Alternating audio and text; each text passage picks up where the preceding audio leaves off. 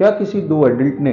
With consent sexual intercourse किया है? If there is a consensual sex तो क्या वो रेप बन सकता है? For that we have to see कि लीगली रेप का मतलब क्या होता है। Section 375 of Indian penal code define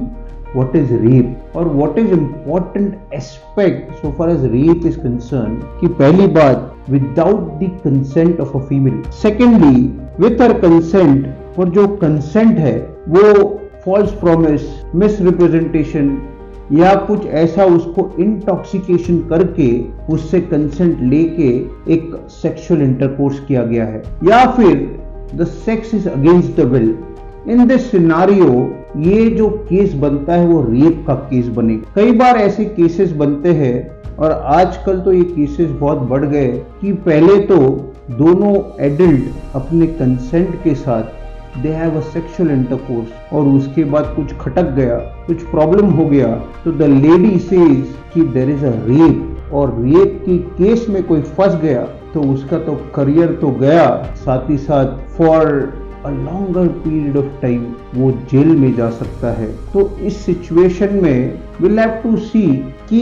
exactly rape क्या होता है। तो एक केस मेरे पास आया जहाँ पे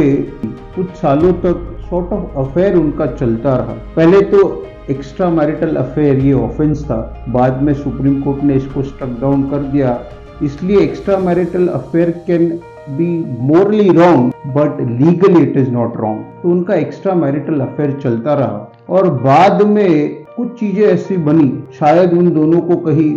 भाग के जाना हो और ये बंदे ने ना बोल दिया तो she charged him with a case of rape, और उसमें पुलिस को जब इन्वॉल्व किया गया तो ये जो बंदा था उसको 1 महीने तक बाहर घूमना पड़ा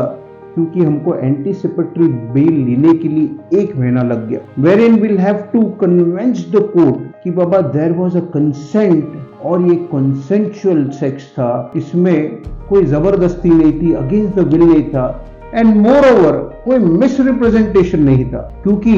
उस लेडी को भी पता था कि इसकी शादी हो गई है, इसकी 2 बच्चे हैं। तो in that case we had to convince the court to get the anticipatory bail कि ऐसे कुछ डॉक्यूमेंट्स है, ऐसे कुछ चैट्स है, ऐसे कुछ व्हाट्सएप के रिकॉर्ड है जिससे क्लियर होता है कि दोनों को पता है कि उनकी क्या सिचुएशन है, but there was a genuine case of extra marital affair and finally after lot of hearing the court granted anticipatory bail. But इस केस में क्या हुआ, उस बंदे का नाम खराब हो गया और अभी भी सिर्फ एंटीसिपेटरी बेल मिला है, केस तो इस तरह ही चल रहा है। पर अगर कोई मिसरिप्रेजेंटेशन है, फॉल्स प्रॉमिस है, माइनर गर्ल है जिसको बहलाया फुसलाया गया है, शादी का प्रॉमिस दिया गया है, आप कुछ है और आप कुछ और बता रहे हैं, ये सब अगर एंगल है और उसकी वजह से a girl, a female is ready for a sexual intercourse क्योंकि आपने झूठ बोला है, आपने जो है नहीं वो दिखाया है, आपने कुछ इस तरह सर्कमस्टांसेस बनाए या फिर आपने ब्लैकमेल किया है, in that scenario it is definitely a rape और इस केस में एक स्ट्रॉन्ग पनिशमेंट और एक स्ट्रॉन्ग एक्शन जरूर हो सकता है।